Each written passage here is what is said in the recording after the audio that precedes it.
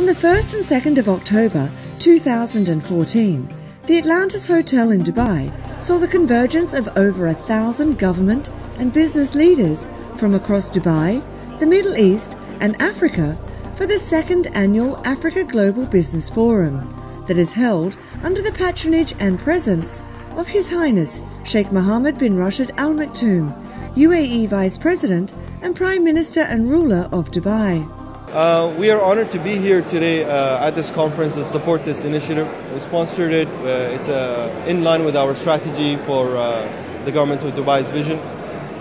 We've seen a big turnout today, and we're happy to be here. We've seen a lot of our partners also take part in this important event to help the two continents talk to each other. Well, actually, I yet attended the last forum last year, and I found it so interesting that I'm so glad to be part of the new one. So being a UAE national, born, raised in Dubai, and being a businessman, I'm looking really forward to tap into this opportunity of meeting African companies, understanding more about the opportunities in Africa, and also some of the initiatives the government of the UAE and also the local businesses are looking at increasing business with Africa. We have come to Dubai. We have started our operation in Dubai with an eye towards Africa. And for us, for a company like us who wants to go to Africa to see the opportunities, to invest, so this kind of forums are fantastic, and that's why I'm here. I've invested in Africa. I'm based in Rwanda for the last 4 years, and I'm expecting to make a lot of contacts here and meet a lot of people from the African region.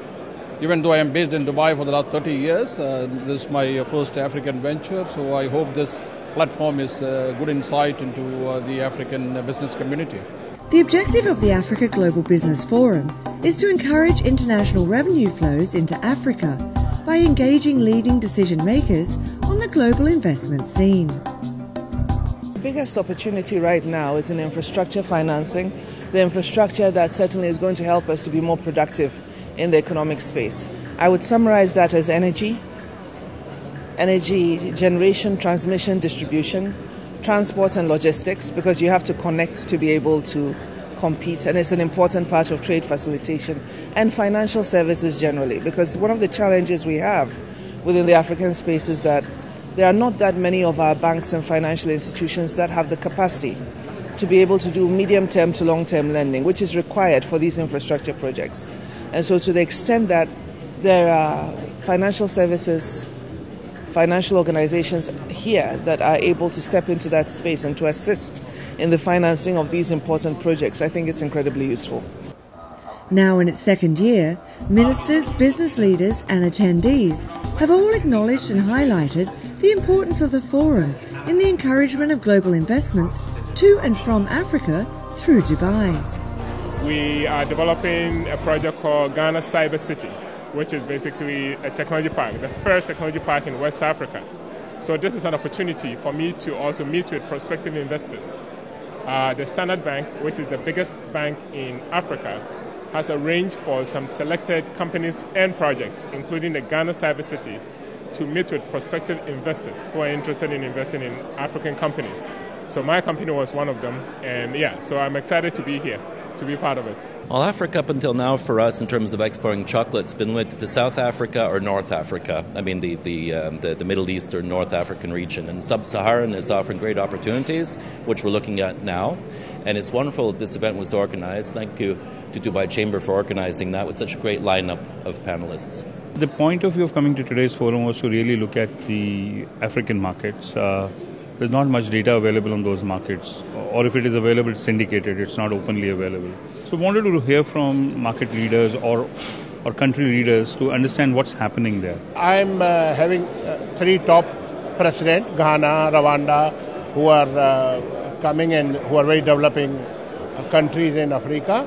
So I want to take a lot of things from here, how they want to go further and what is the relationship between Arab world and Africa, how they want to do it.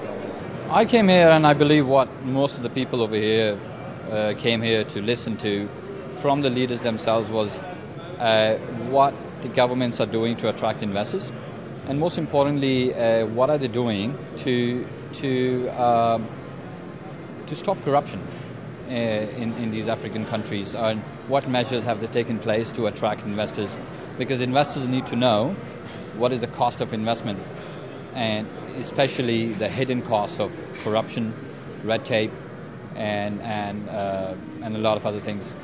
I think that there is really a link we can make between Dubai and all the Emirate states with Congo.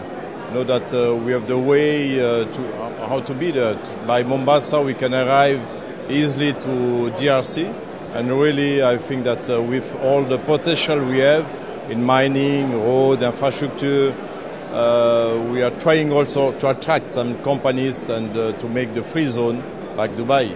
The forum has proved an ideal occasion to export Dubai's experience and increase the competitiveness of UAE-based companies in African markets, and, at the same time, identify suitable sectors which are in line with the direction of African governments. I think when people look at Africa, Africa is a developing market, but it's also development happening there. And we don't need to have inclusive growth there. Therefore, anybody coming into Africa should not have a harvester's mentality, should have a planter's mentality. Come for the longer term, because in the longer term, the returns are going to be much better. The PE funds and other funds who come in are for 5 years, and that doesn't work in Africa because the exits are not that fast. And therefore, they need to change their strategy to say, fine, I'm here 10 years or 15 years, patient capital, and I can tell you, you will get even better multiples than anything else in the world. 7 of the 10 fastest growing economies in the world are in Africa. The returns that we as a continent present are much greater than anywhere else in the world. And therefore, investments on the continent absolutely make sense. I think it's important to look at country by country in a practical manner. Regional integration is something we should obviously take into consideration and take advantage of that. But I think West Africa, East and Central Africa and Southern Africa are regions I understand, and I'm extremely excited about all 3 of them. Africa has quite a lot to offer. Like what I've said, Africa has come of age. We have $1.4 trillion of consumer spending.